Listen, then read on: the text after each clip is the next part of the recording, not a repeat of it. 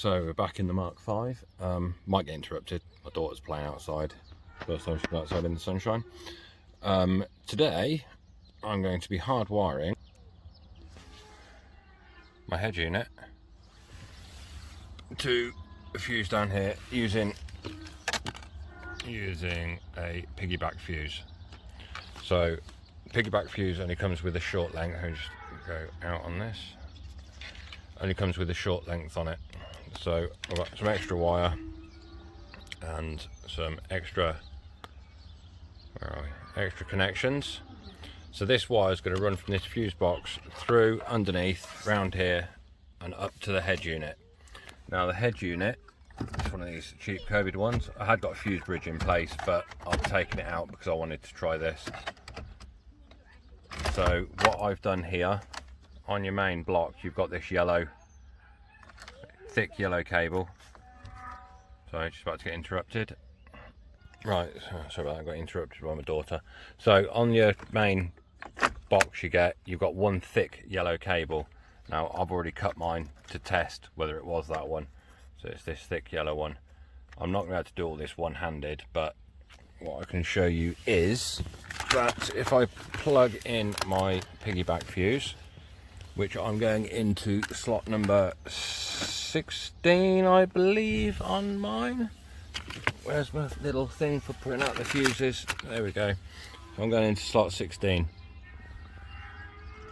So we'll pull that one out. Just going to pause you a moment while I put it into the piggyback. Right, so they've now got the piggyback connected into there, into 16, and we've got the wire here. So we'll come round to the head unit, get my yellow wire, which is here, just to show you that it is ignition live. I'm going to plug that in there, drop that there just to hold it on loose. I'm going to turn my ignition on and after a moment, there we go, the head unit comes on. So we know, right, just to show that that's ignition, I'm going to turn my ignition off. Head unit goes off. So we've got our ignition live feed going to the head unit. So next job I need to do is trail this wire underneath the dash up through here, and then we can crimp it all together. I'll get back to you in a little while once that's done. Right, so this wire is now fed through the dash. Get your hand down in here under the steering wheel. Your hands can meet up. You've got small enough hands to connect them up. So I've just taken out the little tray there, which is here. I'll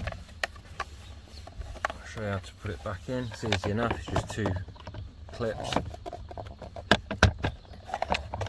So that can go back in. That's not shutting properly. I'll sort that out in a minute. Right, so now we're at this end. So I'm going to connect this yellow wire, this thick yellow wire, up to this with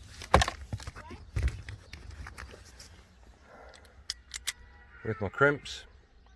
Once that's connected, I shall come back to you again. Right, so that's just mute this. So we've got our yellow wire is now crimped and heat sealed, heat shrinked. There we go, head unit's on, ignition's all on, key off, key out, off.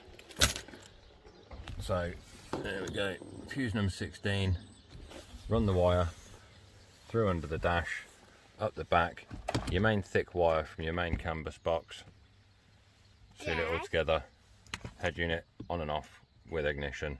Just to show, if I press power now, no power going to that head unit. What's this? It's a brush. Is it okay if I have it? Not really, no, I'd like you to keep it in the car. Please, I need it. Should I give her the brush? Go on then, off you go.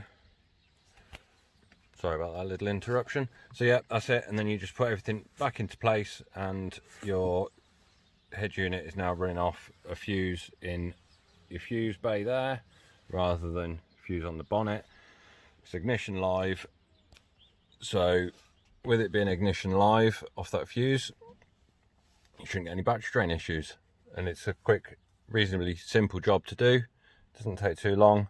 And so yeah, I hope you enjoyed the video, and see you in the next one. Cheers.